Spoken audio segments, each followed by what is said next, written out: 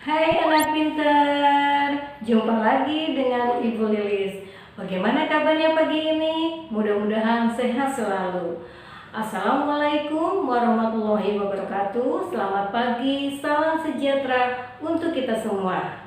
Pagi ini kita akan belajar yaitu tentang tema 7, subtema 2, pembelajaran 4. Nah, sebelum kalian belajar, silakan kalian siapkan dulu buku dan alat tulisnya. Dan tidak lupa kita berdoa.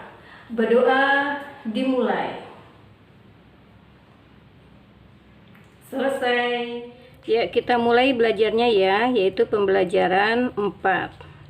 Nah, di sini Sudin akan mengikuti lomba pidato. Dia mempersiapkan diri dengan baik, termasuk mengenakan pakaian yang nyaman.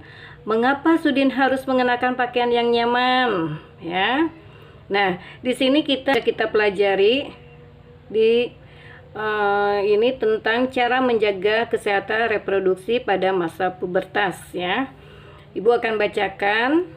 Pada masa pubertas terjadi perubahan pada remaja pria dan remaja putri. Pada masa ini, produksi hormon meningkat. Peningkatan produksi hormon ini menyebabkan aktifnya kelenjar minyak dan kelenjar keringat. Aktifnya kedua kelenjar ini dapat mengakibatkan jerawat dan tumbuh berbau kurang sedap. Kebersihan dan kesehatan tubuh harus selalu dijaga, termasuk kebersihan dan kesehatan alat reproduksi. Berikut cara-cara menjaga kebersihan dan kesehatan alat reproduksi. 1. Biasakan mengenakan pakaian dalam dari katun. Katun bersifat menyerap keringat sehingga kita terhindar dari kelembaban.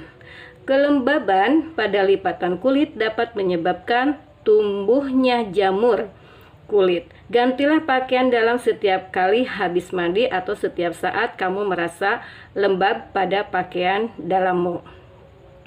Nah, kemudian yang kedua, bilaslah setiap kali habis buang air kecil. Gunakan air bersih. Setelah dibasuh, keringatkan dengan handuk atau tisu. Ketiga, bagi remaja putri yang sedang menstruasi, gunakan pembalut yang lembut. Gantilah pembalut setiap kali pembalut yang kamu pakai terasa lembab. Gantilah minimal 4 kali sehari. Nah, itulah tentang cara ya menjaga kesehatan reproduksi pada masa pubertas.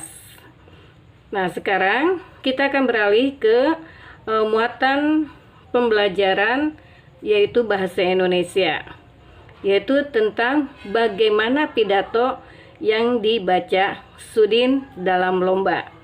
Nah, di sini Sudin sedang mengikuti lomba baca pidato ya. Kita baca pidato yang dilombakan. Nah, sini, selamat pagi Bapak, Ibu, dan teman-teman semua. Hari ini kita akan saling berbagi cerita dan pengalaman setiap persatuan. Saya akan menyampaikan kisah saya mengenai persatuan. Lalu saya akan belajar dari kisah teman-teman. Menurut saya, persatuan itu sangat penting karena dengan bersatu, tugas-tugas yang harus kita kerjakan akan menjadi lebih mudah. Dengan adanya persatuan pula, kita dapat belajar dari perbedaan-perbedaan yang ada. Nah, nanti kalian, pidato Sudin ini kalian baca ya sampai selesai. Kemudian nanti perhatikan di sini. Nah, di sini ada tentang pendapatmu mengenai isi pidato Sudin. Nah, kalian nanti harus diceklis di sini ya. Apakah kriteria tes pidato memiliki bagian pembuka? Nah, kalau memang ada, silakan kalian checklist. Tapi misalnya kalau memang di tes pidato tadi Sudin tidak ada kriteria yang ini, berarti kalian checklist yang tidak ada. Nah, contohnya seperti ini ya. Nomor 1 di sini, tes pidato memiliki bagian pembuka. Ya, ada, berarti checklist ada. Kemudian nomor 2, tes pidato memiliki bagian inti. Ini juga tadi ada checklist ya di adanya. Dan terus kamu kerjakan sampai dengan nomor 8 dan nanti hasilnya kirim. Kemudian setelah itu kalian simpulkan ya, simpulkan tentang isi pidato yang dibacakan oleh Sudin tersebut.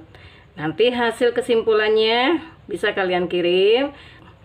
Nah, sekarang kita akan membahas tentang muatan pembelajaran IPS, yaitu tentang peran Indonesia dalam kerjasama di bidang sosial budaya. Nah, di sini perhatikan kerjasama bidang sosial budaya negara-negara ASEAN. Kerjasama dalam bidang budaya negara-negara ASEAN ditandai dengan pembentukan komunitas sosial budaya negara-negara ASEAN. Komunitas ini memiliki 4 bagian utama sebagai berikut. 1.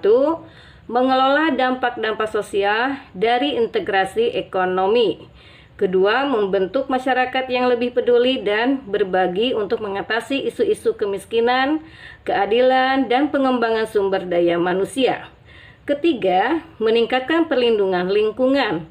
Keempat, memperkuat dasar-dasar bagi ikatan sosial kawasan.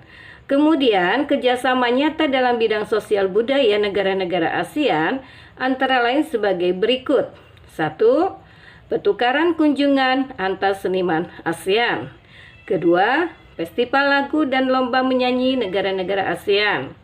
Kemudian, kerjasama promosi pariwisata. Keempat, kerjasama budaya serumpun Melayu. Kelima, pertukaran berita dan penyiaran informasi mengenai ASEAN melalui televisi dan radio. Keenam, yaitu penyelenggaraan pesta olahraga. Nah, itulah bentuk kerjasama yang nyata dalam bidang sosial budaya, yaitu di negara-negara ASEAN. Nah, anak-anak, untuk belajar hari ini Ibu cukupkan sampai di sini. Mudah-mudahan apa yang Ibu sampaikan akan bermanfaat buat kalian semua. Insya Allah kita akan jumpa lagi besok dengan pelajaran yang lain. Ibu ucapkan banyak terima kasih. Tetap jaga kesehatan. Assalamualaikum warahmatullahi wabarakatuh.